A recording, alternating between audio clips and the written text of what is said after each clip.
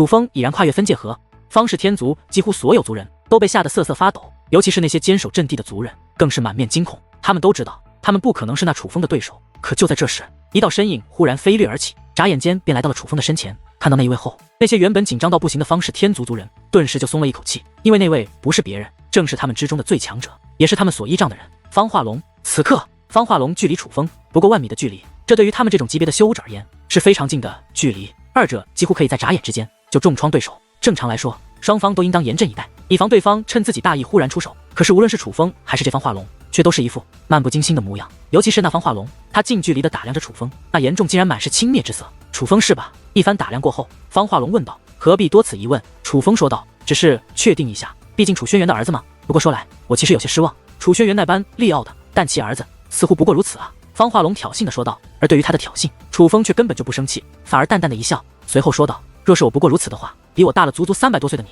那又算什么东西呢？”楚风此话一出，方化龙的脸色顿时就变了。楚风这一句话就击中了他的要害。的确，他是方氏天族的天之骄子，而他与楚风的修为也是不相上下。可是年龄上，他却大了楚风不少。严格来说，他已经不是小辈了。可是楚风，哪怕在小辈之中，也是非常年轻的。从二人修武的年龄来分析天赋的话，这方化龙比楚风显然差了不止一点。逞口舌之力有何用？现在你族只剩下1杆战旗，而我族却有60座营地，120杆战旗立在哪里？你要如何取胜呢？方化龙怒声问道。这还不简单，将你们那120杆战旗全都毁了，不就成了？楚风说道。哼，就怕你没有那个本事。此话说完，方化龙的额头之上便出现了一道天字雷纹，天级雷纹一现，他的修为也是从7品武仙提升到了8品武仙，并且此时他已是纵身而起，化作一道流光，向楚风飞掠而去，想要凭借着高过楚风的1品修为，对楚风进行压制。这一刻，那些关心楚风的人都为楚风捏了一把冷汗。方化龙的出手太过突然，如此距离之下，他们怕楚风反应不及。然而一声巨响之后，原本掠向楚风的方化龙身形竟然倒退了数万米。此时人们才注意到，方化龙是被楚风一拳给轰回来的。此时楚风的身上散发的气息也是8品武仙，之所以如此，那是因为在楚风的额头之上也出现了雷纹。楚风的雷纹不仅比方化龙的天级雷纹绚丽不少，就连气势也是完全不在一个层次。因为楚风额头上的雷纹乃是神级雷纹，神级雷纹，他果然修炼了神罚玄功。此时方氏天族的众位族人脸色变得很是难看，他们很清楚，神罚玄功不仅难得，想要修炼也是非常之难，除非有果然的天赋和意志力，否则就算修炼了，那也是找死。楚风能在修炼神罚玄功的情况下走到今天，那他的天赋和意志力已是无需多说，绝对达到了妖孽的级别。这也难怪，二者修为同样提升到了8品武仙，可是方化龙却被楚风一拳轰飞。虽然修为相同，但显然二者战力却不相同。而看向方化龙，方氏天族的众位族人更是不安了。方化龙若只被击退，他们还能接受，可是此刻的方化龙竟然负伤了。此刻方化龙的右手血肉模糊，之所以会如此，那是因为他先前是以拳攻向的楚风，而楚风反应迅速，在其靠近后一拳轰出，与他2拳相对，他的拳头并没有楚风刚硬，所以才会负伤。事实上，不仅他的右拳鲜血淋漓，就连嘴角也是涌现出了一丝鲜血，可见楚风这一拳的力量不仅只是伤到了他的拳头，但方化龙却并未太过在意。再怎么样，这也只是皮外伤，容易。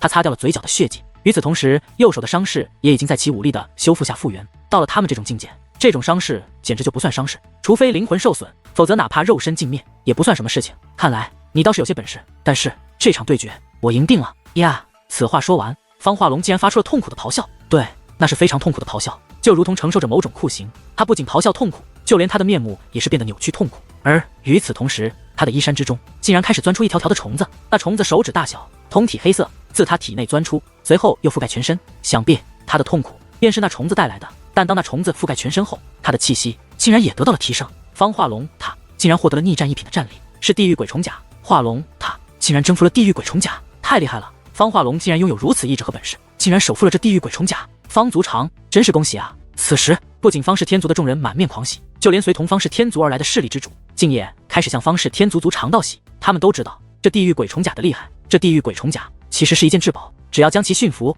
便可以获得逆战1品的战力。但想驯服它很难，因为必须承受地狱鬼虫钻入身体，在与身体相融的过程，这个过程太过痛苦，寻常人难以承受，而若无法承受，便无法获得那逆战1品的战力。这方化龙得到这地狱鬼虫甲已有多年，但一直未能将其驯服。但是今日一见，显然方化龙已经成功了，难怪他面对楚风会如此自信，这是连方氏天族的族人都没有想到的事，可谓是意外惊喜。楚风，现在投降，我可以让你安然离开。此刻方化龙非常的得意，甚至竟然直接要求楚风投降。对于方化龙这样的威胁，楚风却是一个没忍住，直接笑了出来。你笑什么笑？见楚风如此，方化龙的脸上再露怒容，不仅是方化龙怒了，就连方氏天族的族人们此刻也是一脸的不爽。方化龙已经拥有逆战一品战力，就算楚风修为与他一样，也不可能是他对手。楚风怎么还敢笑？最重要的是，楚风不仅笑了，他看向方化龙的目光更是将方氏天族的族人气得怒火奔腾。因为楚风看向方化龙的眼神就跟看待傻子一样，而事实上，不仅楚风看待方化龙像看个傻子，那些了解楚风的人此刻也都觉得方化龙和方氏天族的族人像是傻子，只是获得逆战一品战力就觉得胜券在握，那实在是太不了解楚风了。显然，方氏天族的族人还没明白楚风到底是一个怎样的妖孽，不知好歹的东西。你可真是敬酒不吃吃罚酒。面对楚风如此轻蔑的态度，方化龙气得咬牙切齿，他也不再多说废话，而是用行动来表示了他的态度。他双手摆动，漫天的拳影便如暴雨一般向楚风压迫而去，紧接着那些拳影便在楚风周围爆炸开来，道道涟漪肆虐天际。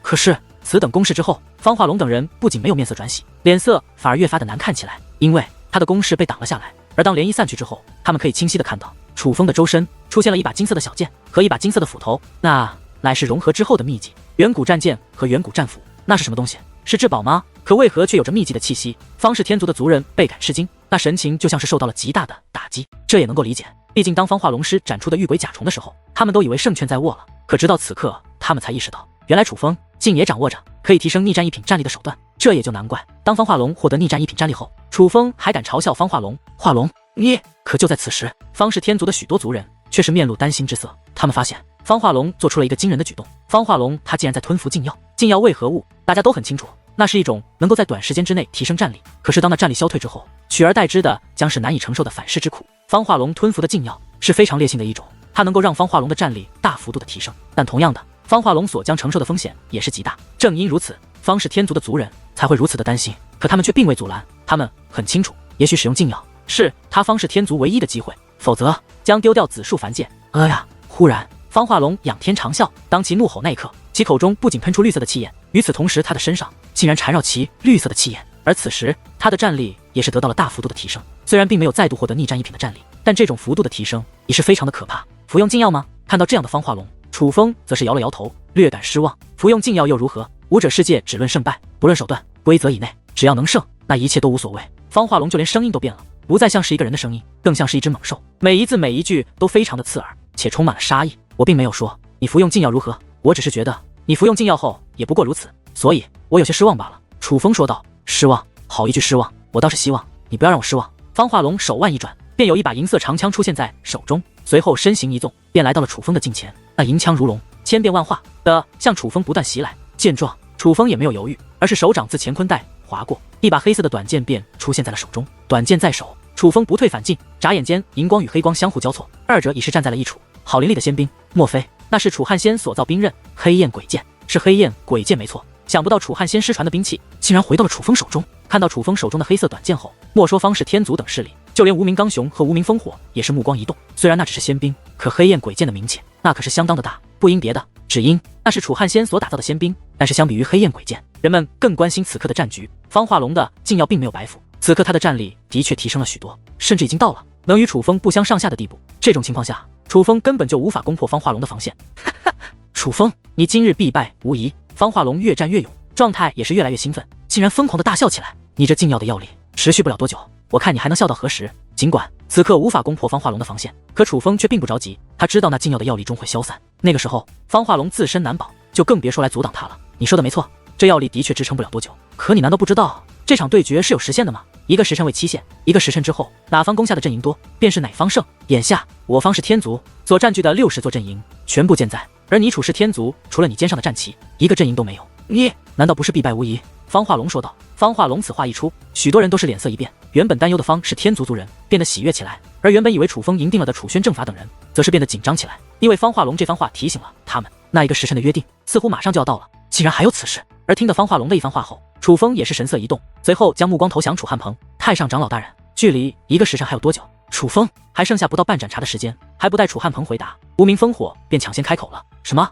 只剩下不到半盏茶的时间了？听得此话，楚汉鹏以及楚宣正法等人都是面如死灰，而方氏天族族人则是面露狂喜之色。不到半盏茶的时间，这场对决就将结束，那么他们绝对赢定了。可就在这时，楚风却是微微一笑，说道：半盏茶吗？足够了，我没听错吧？这楚风刚刚似乎说半盏茶足够了，这楚风是什么意思？楚风此话一出，让众人感到不解，不仅旁人不解，就连那身在战圈之内的方化龙也同样不解。你刚刚说什么？方化龙见没道数的看着楚风，他很不高兴，他隐隐间觉得楚风这句话有些侮辱他的意思，没听清吗？没关系，我可以再送你一句。相比于方化龙的满眼怒色，楚风却是眼中带笑，且说了一句令方化龙更为不解且非常不爽的话：多谢提醒。楚风说道：谢我？你到底什么意思？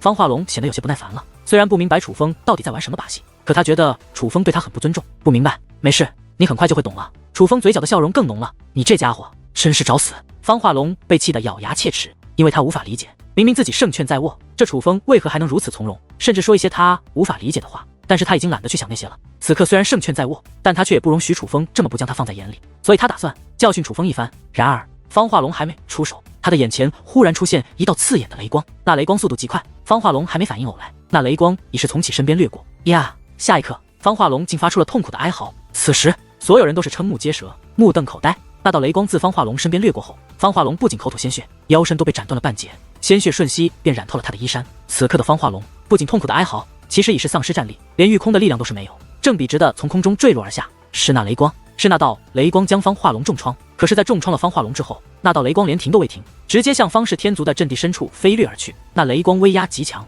所过之处，虚空震颤，狂风大作，万物俱灭。在那雷光强大的力量面前，方氏天族族人不仅人仰马翻，其坚守的阵营也都是化作废墟。不过片刻之间，方氏天族所有阵营全部被摧毁，所有战旗也都化为灰烬，族人更是纷纷负伤，轻者头破血流，重者直接昏死了过去，甚至丧失了肉身。终于，那道雷光停了下来。此刻，所有人都能清楚地看到，这雷光正是楚风。楚风在顷刻之间便将方氏天族的所有阵地摧毁，让所有族人负伤，就连方化龙也难逃此劫。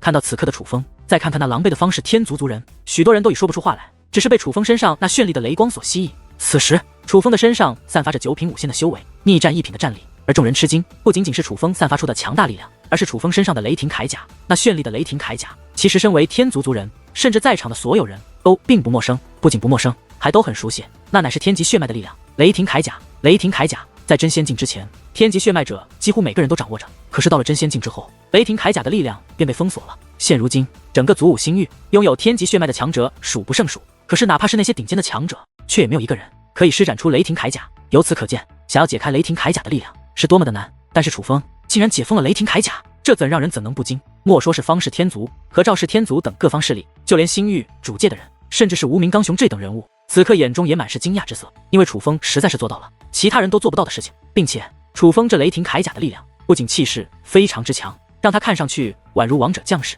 最重要的是他这雷霆铠甲的构造也是与其他人的不同，他这雷霆铠甲的形态更为的精致，也更为的霸气，简直就是鬼斧神工之作，无论是形态还是气势，都远非寻常的雷霆铠甲可比，这简直就是独一无二的神罚玄功，这便是神罚玄功的力量。此刻，方氏天族族长以及所有族人都是面如死灰，脸色难看到了极点。在雷霆铠甲的助力下，楚风的修为已经从8品5仙提升到了9品5仙，比方化龙族高出了1品修为。这场对决，他方氏天族败了，只是他们无论如何都没有想到，他们会败得如此彻底。当楚风出现的那一刻，他们本以为方化龙能够击败楚风，而击败楚轩辕的儿子，这对方化龙来说自然也是不小的成就。可他们直到此刻才意识到，原来当楚风出现的那一刻起，他们就已经注定败了。方化龙再强，可在楚风面前，实际上连还手的能力都是没有。而此时，他们也终于明白了楚风的话，半盏茶的时间足够，多谢方化龙的提醒。是啊，若没方化龙提醒，楚风似乎不知道1个时辰的时限，而半盏茶的时间对楚风而言的确足够了。事实上，他不过是顷刻之间便摧毁了方氏天族用将近1个时辰而建立起的优势，这便是楚轩辕的后人，这等天赋也未免太可怕了。天才，这才是真正的天才，这才是真正的天才啊！楚氏天族在楚汉仙楚轩辕之后，竟然又出现了一个这样的天才，这上天是何等的眷顾啊！我知道了，那预言之子根本就不是五马天族的族人，是楚风，一定是这楚氏天族的楚风啊！对，如此天赋，定然是他。当今祖武星域，除了灵狐鸿飞，怕是都找不到如他这般的天才了。早猜到此子会是一个妖孽，却没曾想到他竟妖孽到了这等地步。今日来此，还真是不虚此行啊！如今世人都说灵狐鸿飞超越了楚轩辕，奈何不是同代人，无法一较高下。现在好了，楚轩辕的儿子横空出世，天赋也是妖孽级。灵狐鸿飞虽不能与楚轩辕一较高下，可却能与楚轩辕之子一较高下。就算没有那个预言，但2位妖孽级天才注定要有一战，若能见证这一战，那也是不枉此生了。当见识到楚风的实力之后，那些被方氏天族邀请而来的势力，不仅震惊于楚风的实力，却也开始期待起那场预言之战。他们并没有如方氏天族那般难过，反而变得兴奋。虽然他们初衷是希望方氏天族赢的，可是当他们见到楚风的实力后，他们却也无法控制自己内心真实的情绪。祖武星域，天才无数，可能如楚风这般妖孽的却是少之又少，而他们今日能够见到这样的天才，就连他们自己都觉得这是一件幸事。听到身边之人的议论声，方氏天族的脸色越来越难看。他们邀请这些势力来，是看楚氏天族笑话的，并不是惊叹于楚风的天赋，更不是让他们替楚风叫好的。只是事到如今，他们却也没有任何办法。实在是那楚风强得太过离谱，他们今日败得彻底，但却败得不冤，还要继续再战吗？楚风屹立于天际，高声问道。他此话一出，方氏天族那些族人都是低头不语。面对这样的楚风，连防化龙都不堪一击，他们拿什么来战？方氏天族的族人虽然没有回答，可却开始向阵法之外行去，纷纷退出了大阵之中。他们已经放弃了。入阵时趾高气昂，胜券在握；离阵时却是溃不成军，失魂落魄。见到这一幕，方氏天族的族人非常的痛心。可除了方氏天族的族人外，还有一些人也同样非常的不爽，那便是先前在大阵之内奋战，而当楚风加入战局后，为了不与楚风并肩作战，选择投降的楚氏天族族人。他们顽强奋战，却不敌方氏天族3000精锐，然而楚风一人就将方氏天族击溃，他们心中自然非常不是滋味。片刻之后，那大阵之内便只剩下了楚风等13人，他们皆是楚氏天族的族人，至于方氏天族的族人都已经撤离出去。此时楚风也终于是飞落而下，将肩上的战旗插在了地上。虽然胜负已定，可楚风这个举动还是让许多人心神一震，毕竟楚风他是凭借一己之力赢得的这场胜利。大人，那紫树凡界从今以后是否就归我楚氏天族掌管了？楚风对无名烽火问道。这是自然，若方氏天族还敢再犯，我无名烽火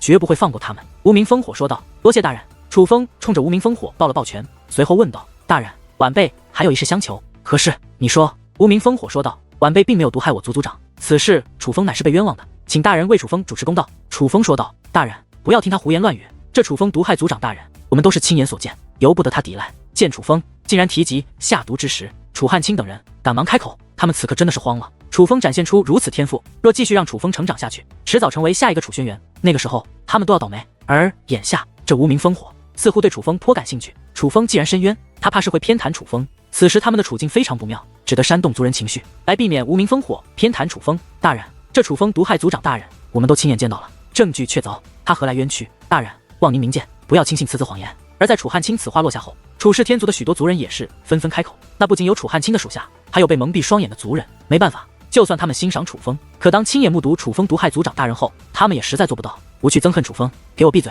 然而楚氏天族众族人的上高，却换来了无名烽火的一声怒喝。此时楚氏天族的族人都是赶忙闭上了嘴巴，因为他们感受到了无名烽火的怒意。楚风，他们说他们亲眼见你下毒，算是证据确凿了，而你说你是被冤枉的，那你可有证据证明你是被冤枉的？无名烽火问道。无名烽火此话问出后，楚汉卿等人则是心中窃喜，他们很清楚楚风根本就拿不出解脱的证据。大人，我有证据。可就在这时，一道声音的响起，却让楚汉卿等人心中一紧，因为这个声音并非来自楚风。没关注蜜蜂微信公众号的兄弟们都请关注一下，蜜蜂的微信公众号会每天在第一时间推送修罗武神的更新，兄弟们再也不用不停的看更新没更新了，因为只要武神更新后，手机微信就会提醒你们。在蜜蜂的微信公众号还有楚风外传可以看，这个楚风外传只有公众号可以看，所以兄弟们快关注蜜蜂的微信公众号吧。大人，我有证据。说出这句话的乃是楚月。怎么是他？当人们发现开口之人乃是楚月之后，楚氏天族的所有族人都感到诧异，就连楚风都没有想到这个时候楚月会站出来。楚月，你捣什么乱？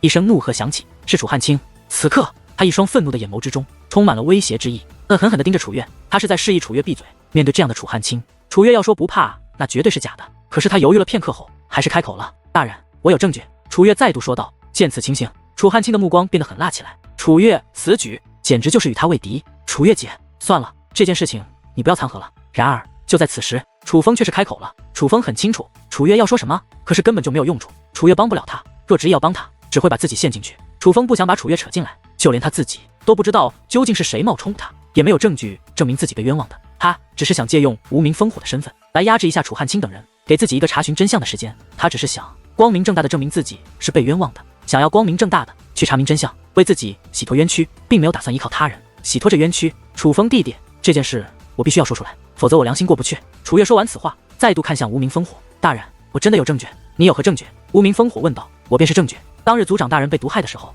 楚风弟弟正在他居住的宫殿之内，所以毒害族长大人的根本就不是他，而是有人冒充。楚月说道。竟有此事？无名烽火目光微微一动。楚月，你所说当真？楚轩正法则是目露喜色，他一直想替楚风洗脱冤屈，可却根本无从下手。楚月此次站出来，简直就是为他打开了一个突破口。若有人能证明楚风当时并不在场，那便可以断定那下毒之人乃是冒充的。楚月，你真是信口开河，这楚风给了你什么好处？你要撒此等弥天大谎来维护他？还不待楚月回答，楚汉卿便一声怒斥，直接断定楚越是在撒谎。大人，我说的是真的，我说的乃是事实，不仅我能证明，他们也能证明，他们当日与我一同拜访的楚风弟弟。随后，楚越便说出了那些当日一同与他拜访楚风的小辈名字。来人！楚宣正法高声说道，想将那些小辈全部叫过来。来人！我这就去把这些人叫过来，我看看他们是否所说与你一样。然而，楚宣正法话还没有说完，楚汉卿竟然抢先开口了。见此情形，楚宣正法眉头一皱，随后说道：“刑罚堂的也一同前去。”他这样做是怕楚汉卿的人暗中威胁那些人，所以才让自己的人一同前去。只是对于楚宣正法此举，楚汉卿的嘴角却掀起了一抹冷笑。没有多久，那些当日与楚越一同拜访楚风的小辈，便在楚汉卿的手下和刑罚堂成员的护送下，全部来到了这广场之上。你们实话实说，不要有压力。今日有无名烽火大人在此，没有人敢难为你们。楚宣正法怕他们有心理负担，特意说道：“大人，实话实说，当日我在家中闭关，根本就没去拜访过楚风。”有人说道：“什么？”他此话一出，莫说楚越脸色大变，就连楚宣正法也是神色一动。而紧接着，其他小辈也是纷纷开口：“楚越，你所说的事根本就不存在，就算你要维护楚风，也不要扯上我们啊！”“是啊，楚越，我们好歹乃是同族兄妹，你不能这样害我们啊！”然而，这些人却宛如统一了口径一般，全部否认了当初的事，并且还是一脸的认真。你们！楚越面色惨白，他并没有想到这些人会全部否认当初之事，而对于这一幕，楚风却是早有准备。他很清楚，这些人根本不会帮他，因为他们惧怕楚汉卿等人。这也是为何一开始楚风就阻拦楚越说出这一切的原因。而楚宣正法也是一脸茫然，他一直凝重地观察这些人，观察他们的表情，就怕他们撒谎。可是根据他的观察，这些人的表情没有任何异常，这说明他们并没有说谎，说的乃是实话。看着楚宣正法那茫然的模样，楚汉卿等人的心中更是冷笑连连。当日是他从楚风的宫殿将楚风抓走的，他岂会不知道有人能够证明楚风不在场？为了避免那些人为楚风作证，他并没有选择杀人灭口，而是威逼利诱，找到了那些人，让他们统一口径。但是他唯独没有去找楚越，因为他觉得楚越不敢说出这一切，毕竟楚越可是为了利益都能背叛楚风的人，自然不敢与他为敌。但是他失算了，可是就算失算了也无关紧要，因为其他人早已统一口径，楚汉卿早就给他们服下了毒药，他们不敢撒谎，不仅服下了毒药，还服下了一种特殊的丹药，那丹药能控制他们的情绪，哪怕他们撒谎也没人看得出来。这也是为何他们此刻明明在撒谎，可是强如楚宣正法、楚汉鹏甚至无名烽火这样的人物都看不出破绽的原因。楚越，你还有什么好说的？楚汉卿怒声问道。此刻楚越面如死灰，不知该如何解释。他明明说的是实话，可此时却是这样的无力。楚越瘫坐在了地上，就像是受到了极大的打击。而看到这样的楚越，楚汉卿等人心中则是非常的得意，与他们作对便是这等下场。我可以为楚风作证。可就在此时，却又有一道声音响起。此声响起之后，所有人都是心中一紧，因为那声音与楚风的声音很像，但是那声音却是自广场之外传来的。大家顺声观望，所有人都是目光一动，眼中充满了惊讶之色，许多人更是不断的切换视角，开始在楚风和此人身上来回转换。可是相比于旁人的惊讶，楚汉卿等人可就是心中一紧，先前的得意不仅瞬息消散，取而代之的乃是极度慌张，甚至有人更是在一瞬间就吓得冷汗恋，瑟瑟发抖，因为此人与楚风长得一模一样。楚汉卿等人很清楚，他就是那个伪装楚风去毒害族长大人的那个人。这个家伙要做什么？此刻楚汉卿等人真的是吓坏了，他从看到这个人之后，就赶忙暗中传音，示意让他赶紧走，不要在这个时候捣乱。只是那个人却像是听不到他的暗中传音一般，并且看都不看他们一眼，正踏空而行，一步一步从广场之外走到了广场中心。此时楚汉卿的双腿都在颤抖。楚氏天族族长看不穿此人，难道无名刚雄还看不穿此人？就算无名刚雄看不穿此人，可无名烽火也看得穿吧？毕竟他很清楚，此人就算伪装的再好，可也终归是一个冒牌货。你是何人？无名烽火一脸凝重地打量着这个人，可能连楚汉卿都没有想到，哪怕无名烽火这样的存在，竟然也看不穿这个冒牌货。我是何人不重要，重要的是我可以证明楚风是被冤枉的。那个冒牌楚风说道。你怎么证明啊？无名烽火问道。因为当日就是我冒充的楚风给楚氏天族族长下的毒。那冒牌楚风说道。而他此话说完，竟然有多人瘫倒在地，他们面色惨白，浑身都被冷汗浸透。所有人都看得出来，那些昏倒的人是被吓昏的，的确是被吓昏的。那些都是与楚汉卿串谋陷害楚风的人。本以为他们的计划无懈可击，却没有想到这个最关键的人物，这个口口声声要让楚风不得好死的家伙，竟然会忽然站出来交代了一切。他们因承受不住这一切，而被硬生生的吓得昏死了过去。而看到那些人此刻昏倒之人，谁都猜得出来，他们与陷害楚风有关。但除了刑罚堂的人已经暗中靠近，以防他们逃脱外，却没有其他人去搭理他们。你为何要冒充楚风，毒害楚氏天族族长？莫非你与他有仇？无名烽火问道。我与楚氏天族族长没仇，只是受人指使。那冒牌楚风说道。他此话一出，莫说那些小角色们，就连楚汉卿和楚汉悠悠此刻也是双腿发软，险些连站都站不稳了。是他们。果不其然，那冒牌楚风将手指向了楚汉卿和楚汉悠悠，以及当日所有串谋陷害楚风的人。那些陷害楚风的人被这冒牌楚风的手指一一点过。此时楚氏天族族内已经炸开了锅，包括楚汉鹏和楚宣正法在内，在此之前都没有想到会有这么多人陷害楚风。你含血喷人！楚汉卿怒吼道。对于楚汉卿的指控，这个冒牌楚风却是讽刺的一笑，随后指着那些之前与去楚风宫殿拜访楚风的小辈，看着无名烽火说道：“这些小辈当日的确是在楚风宫殿见证了楚风不在场的，只不过他们说谎了。楚汉卿给他们服用了毒药，逼迫他们说谎，并且还给他们服用了稳定情绪的丹药。可在他们说谎的时候，让他们看不出破绽。我说的是否属实？大人检查一下，自然便可知晓。”冒牌楚风此话一出，所有人都将目光投向了那些小辈，眼中充满了猜疑，因为那冒牌楚风所说之话有鼻子有眼，听上去就像是真的。更何况，假如他说谎，那么只要检查那些小辈的身体之后，他自然败露。而他如此自信地说出这一切，那只有一个可能，他所说的乃是事实。大人，我们知错了，大人饶命，大人饶命啊！我们都是被逼的，都是楚汉卿和楚汉悠悠两位太上长老逼我们这样做的。面对众人猜疑的目光，那些小辈们终于绷不住了，一个个赶忙跪在地上，痛哭流涕地向无名烽火求饶。而此时，众人内心倍感震惊，事到如今，足以证明那冒牌楚风所说，竟真的全部都是真的。楚氏天族这么多族人，包括两位太上长老在内，竟然联手去陷害楚风，为了让楚风去死，甚至不惜毒害族长大人，这是何等的狠辣，简直就是十足的败类。就在这时，两道身影拔空而起，是楚汉卿和楚汉悠悠。眼见着事情败露，他们已经无从狡辩，眼下唯一能做的事情就是逃，否则死路一条。然而，他们刚刚纵身而起，便如同断线的风筝一般，自半空之上急速的坠落而下，狠狠地摔在了地上。无名烽火收回手，笑眯眯地看着楚汉卿等人，看来这是真相大白了呢。只不过这个剧情可比我想的要精彩得多。先前楚汉卿等二人忽然坠落，其实也是无名烽火的手段，有他这样的人物在此，楚汉卿和楚汉悠悠自然是没有办法逃脱的。你这混账东西，你为什么要帮着这楚风？你到底是什么人？你到底是何居心？我要宰了你！我一定要宰了你！楚汉卿指着那冒牌楚风，歇斯底里地咆哮起来。他被气坏了，已经到了丧心病狂的地步。成也此人，败也此人。明明此人痛恨楚风入骨，为何今日却又这般帮着楚风？他想不通，但他却恨。今日他身败名裂，并且性命不保，全因此人，他怎能不恨？相比于楚汉卿、楚汉悠悠，他相对冷静。他从一开始就做好了这样的准备，只是他没有想到他们会失败的这样彻底。但是他还是想弄明白一切，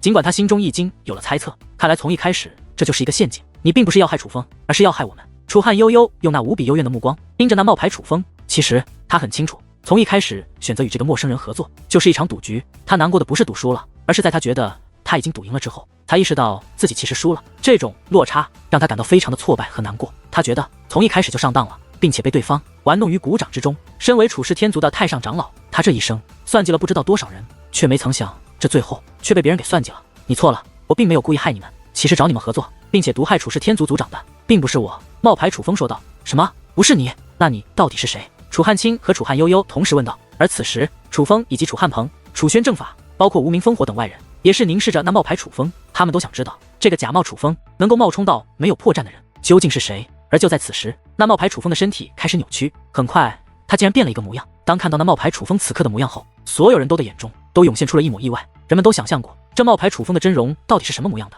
可却没有人想到这冒牌楚风的阵容竟然是一个小女孩。这个小女孩看样子只有8、9岁的模样，但是五官却长得很是精致，小小年纪已展露出美女的姿态，尤其是那一双乌黑的大眼睛，尽显天真无邪，非常的招人疼爱。只是这样可爱漂亮的小丫头，竟然有着一头雪白的长发。不得不说，如此纯净的脸庞，配上这样一头白发，的确略显诡异。姐姐！此时楚风则是面露喜色，且惊呼出声：姐姐！而楚风此话一出，人们更是惊讶不已。他们不仅惊讶于楚风认识这个小女孩，他们更加惊讶的是，楚风竟然叫这个小女孩姐姐，那可还是个孩子啊！可是此人的确就是楚风的姐姐，因为她是白梨落。这白梨落与楚风在祖武修行界内相识，乃是祖武修行界内的天地奇物。因为调皮，非要楚风称她为姐姐。当初楚风掌控大阵，能感受到祖武修行界内的一切，却唯独找不到白梨落。当时楚风还很是担心，毕竟他离开白梨落的时候，白梨落正与那黑影相融，谁胜谁负还很难说。让楚风没有想到的是，竟然会在这里，在自己的家族之中看到白梨落。我的楚风弟弟，姐姐让你受委屈了，不过你不用更担心，你家族长得多，他能够下你姐姐，我便可以解。白梨落笑眯眯地说道。听得此话，楚风心中一沉，旋即问道：姐姐，那个怪物还在你体内，毒害族长的人是他？白梨落点了点头。此刻楚风已经验证了心中的猜测，那毒害族长大人的乃是那个黑影，他痛恨楚风，所以才想陷害楚风，而现在占据了肉身的乃是白梨落，所以他才会站出来为楚风洗脱冤屈。这也是为何陷害楚风的是他，帮楚风洗脱冤屈的也是他，因为从始至终这都不是一个人。你这混账，你果然和楚风是一伙的，你故意来坑我们，我要宰了你，我要宰了你！楚汉卿变得抓狂起来，楚风明白了一切，可他根本不明白，他不知道白黎洛与黑影融合在一起，拥有一善一恶两个意识。他所看到的就是这白黎洛来找他们合作，然后又揭穿他们的恶行，所以在他们看来，这白黎洛就是和楚风一伙的，是故意来坑害他们的。给我老实点！然而他们罪行已定，楚宣正法可不会让他们如此放肆。这不，楚汉卿威胁的话刚说了一半，便被楚宣正法强行按在了地上，那脑袋都陷入了土壤之中。对于楚汉卿的挣扎，人们根本没有太多理会。此时人们的目光依旧凝聚在楚风和那个白黎洛的身上。楚风天赋异禀，但这个小丫头似乎也不是寻常之辈，人们都很好奇她和楚风到底是什么关系。他称呼楚风为弟弟，莫非他也是楚轩辕培养出来的？此时众人心中猜测不断。姐姐，你真能为我族族长解毒？楚风对白黎洛问道。此时他还是最担心楚氏天族族长所中的毒。弟弟，你放心便是，那家伙本来就是运用我的力量制的毒，你姐姐我自然可以解。诺，将这碗汤药服下，保管你族族长醒过来，身体也会渐渐恢复。白黎洛说话间取出了一碗汤药，只是看到那汤药内的汤后，楚氏天族的族人却是眉头皱起。不仅是楚氏天族的族人，就连方氏天族这些外来势力也是产生了狐疑的目光。那汤药内翻腾着粘稠且黑色的汤水，那汤水冒着古怪的泡泡，不仅看着恶心，那味道闻起来也非常的恶心，也说不出来那是什么味道。但只论恶心程度，那汤药的味道简直比屎还要恶心。这是解药，好，这实在是太好了。只是相比于旁人的狐疑，楚风却是面露狂喜之色。旁人不相信白黎洛，但楚风却坚信白黎洛。白黎洛说那是解药，他便觉得那是解药。可忽然之间，楚风原本满是喜色的脸庞忽然被痛苦之色所取代，他的面容不仅变得扭曲，还开始发出痛苦的声音。紧接着，他身上的雷霆铠甲、额头上的天际雷纹以及远古秘技同时消散。楚风的修为也是从9品5仙恢复到了7品5仙，但是很快，楚风便半跪在了地上，他的脸色变得非常的苍白，气息也是变得非常虚弱。最重要的是，这种情况还在急剧增加。终于，楚风身子一歪，瘫在了地上，他已经失去了意识。楚风见此一幕，楚宣正法等人面露担忧之色，而楚清等人更是第一时间来到楚风身旁，观察起楚风的伤势。对于楚风此刻的反应，所有人都感到不解，应该是天雷所致。楚风遭受天雷轰击多日，就算他挺了过来，但不可能什么事情都没有。他的身体应该是极度虚弱的，他先前能够与方氏天族族人一战，凭借的完全是过人的毅力，这份毅力绝非常人所有。而现在他大战已胜，并且得知族长可救，终于松了一口气。而当他放松之后，那虚弱的身体便趁机来袭，昏过去也好，他也是时候休息一下了。无名烽火说道。他此话说完，众人也是恍然大悟。是啊，那可是天雷刑罚台，一道天雷都足以将人抹杀的天雷，楚风承受了不知道多少道，怎么可能没事呢？而就在众人感叹楚风的毅力和付出的时候，那无名烽火却是扫向楚氏天族族人，且发出了一句感慨：只是说来可笑，那方氏天族3000精锐都未能伤这楚风分毫，可是这楚风却未能逃过自己族人的暗算。讽刺，这是何等的讽刺！最重要的是，无名烽火这番讽刺却又是实话。楚风为何会受天雷之苦？这不正是受族人的迫害吗？此时，莫说那些陷害楚风的人低头不语，楚氏天族的所有族人也都是沉默了下来。尽管他们之中的大部分人并没有陷害楚风，可是当那件事发生后，他们却也没有选择相信楚风，更是没有保护楚风，甚至还都指责楚风，想置楚风于死地。尤其是刚刚，楚风明明遭受雷法，身负重创，身体已是非常虚弱，可为了楚氏天族的领地，并没有选择疗伤，而是毅然而然地进入大阵，加入战斗。可是楚氏天族的族人面对这样的楚风，不仅没有心生敬佩，反而觉得楚风故意卖弄，哪怕选择投降，也不愿楚风并肩作战。这是何等的讽刺！楚汉仙、楚轩辕、楚风3个妖孽级的天才都出于楚氏天族，显而易见，上天对楚氏天族是眷顾的。但是我觉得楚氏天族应该好好反思一下，你们的所作所为是否配得上这样的天才？无名烽火再度开口，而他的这番话比起先前的那讽刺之语，这是更为锋利，宛如利刃，字字入心。此刻，楚氏天族的族人不仅沉默，且脸上更是布满羞愧之色。无论老一辈还是小一辈，皆是如此。是啊，这样的天才，他们配吗？从楚风回到楚氏天族到现在，他遭受到了多少同族之人的迫害？这样的天才，为什么不保护，反而想方设法的置他于死地？答案其实很明显，所有人心里也都清楚，楚风这样的天才，他楚氏天族不配拥有。大人，楚风睁开双眼，发现此刻为他疗伤的竟是无名烽火，不由得感到意外。楚风，无名烽火大人特意留下为你疗伤，还不好好感谢一下大人？楚汉鹏上前说道。不仅楚汉鹏在，楚宣正法等人也都在，当然白黎洛也在。多谢大人。楚风赶忙起身为无名烽火施礼。虽然那天雷对他造成的伤势没有那么严重，可他很清楚，能够这么快恢复，绝对是无名烽火的功劳，举手之劳。既然没事了，就起来吧。无名烽火笑了笑，态度很是和善。见此情形，楚汉鹏和楚宣正法等楚氏天族族人面面相觑，脸上挂着难以掩饰的喜悦。无名烽火似乎很是看好楚风，不然不会特意为楚风疗伤。如他这样的大人物，不仅对楚风来说是好事，对他楚氏天族来说也是一件好事。此刻楚风也是站起身来，这才发现这是一座特殊的宫殿，是专门用来疗伤用的。而在楚风的不远处有着一座阵法，那阵法之内躺着一个人，乃是楚氏天族的族长。族长大人的毒还没有驱散，楚风有些诧异，因为此刻楚氏天族族长大人的情况比之当日他见到的时候还要严重的多，简直就像是快要死了的人。黎洛姐，这是怎么回事？楚风第一反应便是看向了白黎洛，他还以为是白黎洛的解药出了问题。不关我的事，我准备好了解药，可是他们不给你的族长服用。白黎洛耸了耸肩，前辈为何不给族长大人服用解药？楚风看向了楚汉鹏等人，楚风啊，你这个所谓的姐姐可靠吗？毕竟给族长大人下毒的是他，现在要拿出解药的也是他，而且我们仔细观察了，他拿的解药怎么看都更像是毒药。楚汉鹏低声说道，你们懂个屁，这叫以毒攻毒，若是寻常人喝了我这解药，必然会被毒死，但是你家族长大人服用了，两毒相抵，体内的毒素便可立刻消散，身体也会慢慢恢复。白黎洛很是不悦地说道，若是出事我来负责。楚风对楚汉鹏等人说完此话，便来到了白黎洛身前，黎洛姐，解药给我吧。诺，拿去吧，另外不用担心，我这解药绝对管用。白黎洛又将那解药取了出来，我信。楚风接过解药，便直接来到族长大人身前，灌入了族长大人的口中。见状，楚汉鹏等人是有些不放心的，只是他们也没有出手阻拦。其实他们也很担心族长大人，因为那毒他们解不开，继续拖下去族长大人也是必死无疑的。他们甚至还向无名烽火求助，但无名烽火竟然也说他无能为力。虽然白黎洛的解药看上去很不靠谱，但既然楚风那样相信他，应该就有相信他的道理。现在就算冒险也只能试一试了。而令人欣喜的是，那解药入口没多久，族长大人竟然就有了反应，不仅身上的毒气开始消散，竟然还睁开了眼睛。族长大人！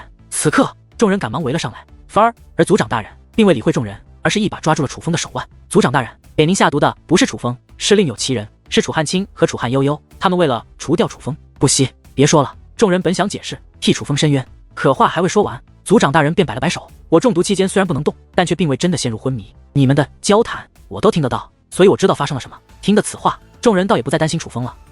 我有事要与你说。楚氏天族族长对楚风低声说道，前辈您说。楚风将耳朵凑到了族长大人嘴边，此刻的族长大人虽然已经醒来，但身体还是非常的许多，甚至连起身的力气都是没有。而当楚风靠近后，族长大人便以暗中传音开口，我与乌马天族族长乃是多年挚友，乌马天族的事我一直放心不下，但奈何无能为力。无名烽火大人乃星域主界10大高手之一，无论是他的身份还是实力，都可阻止乌马天族偏族的恶行。无名烽火大人似乎对你很是喜爱，这件事还要麻烦你来开口。这件事情我是不会管的。就在此时，一道声音传来，所有人都是一惊，尤其是楚风和楚氏天族族长更是满面惊讶。楚氏天族族长明明是暗中传音来与楚风传话的，但这无名烽火似乎全都听到了。楚氏族长，乌马天族的事情我怕是爱莫能助，无论是你说还是楚风说，我都不会插手。无名烽火说道。果然他听到了楚氏天族族长的暗中传音。大人，为何这种事情你们不管？星域主界不是星域主界的霸主吗？难道见到这样的惨剧发生而不管吗？楚风起身问道。不得无礼。见楚风竟然直接质问无名烽火，楚氏天族族长以及楚汉鹏和楚轩正法等人都是眉头紧皱，面露担忧之色。无名烽火虽然表面看起来和善，可他们都很清楚，这毕竟是星域主界的10大高手之一，在这样的人物面前不得失礼，否则甚是危险。而面对紧张的众人，无名烽火却是笑着摆了摆手，示意他并没有生气。楚风，你前面一句话说得很对，我星域主界的确是祖武星域的霸主，但是你后面说的不对，身为霸主，只要让所有人清楚我们的身份和地位就可以了，并没有义务去管各族之间的恩怨，若管是情义，不管也是情理之中，此乃主宰之道。无名烽火对楚风说道。无名烽火此话说完，所有人都沉默了。是啊，这不就是星域主界一直以来的行事风格吗？他们并不会管他人死活，他只需要各方势力敬畏他们，这便足够了。大人，求您了，求您救救乌马天族吧，否则乌马天族怕是要从祖武星域彻底消失了。可就在此时，楚氏天族族长却是忽然起身，使尽全身力气跪在了无名烽火面前。只是他此刻实在太过虚弱的连跪都跪不稳，可还是在苦苦哀求，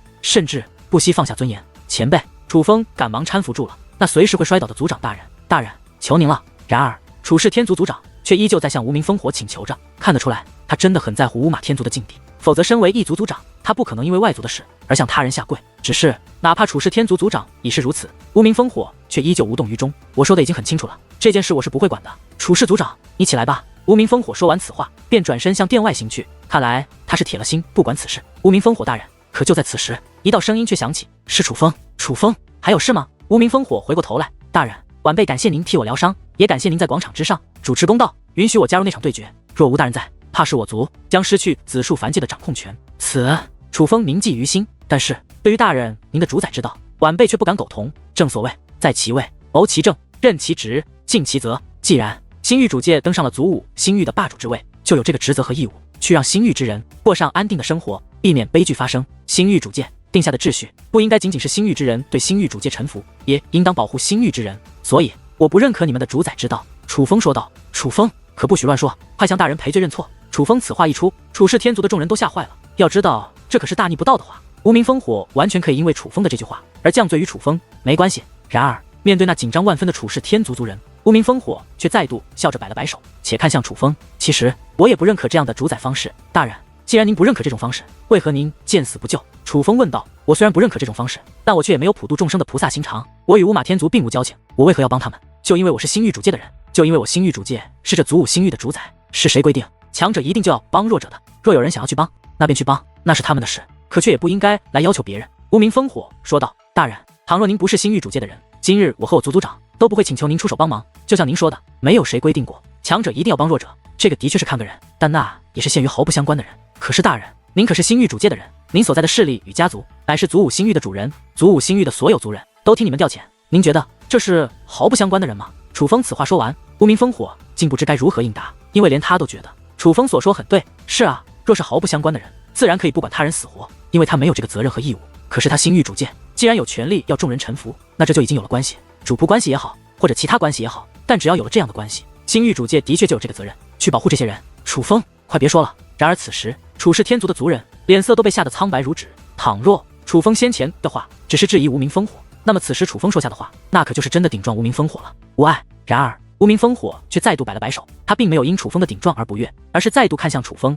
楚风，很少有小辈敢如你这般顶撞我，但我不得不承认，你说的很对。我星域主界既然做了祖武星域的主人，就有责任保护祖武星域的人。但现在的问题是，就算我们不管，也没人敢说什么，而我选择不管。无名烽火说道。大人若执意不管，楚风也无话可说。楚风说道。你敢说出这些，真的很有勇气。我在你的身上看到了你父亲的影子，你的父亲也拥有这份勇气，而这份勇气是大部分修武者所都不具备的。我觉得这是好事，但我还是要送你一句话：锋芒可以有，但不要太盛，否则那些不想被你的锋芒伤到的人会想办法毁掉你。此时，无名烽火看向楚风的目光满是凝重，正因为太过凝重，才让人感到不安。大人，楚风年纪小，不懂事，还望大人不计小人过，原谅他这一次吧。此时，不仅仅是楚氏天族族长，就连楚汉鹏和楚轩正法也是赶忙跪在地上，替楚风向无名烽火认错。你们不必紧张，我的提醒是善意的。看到这般紧张的楚氏天族族人，无名烽火无奈地摇了摇头。他若真的是怪罪楚风，不会说这些话，而是直接动手了。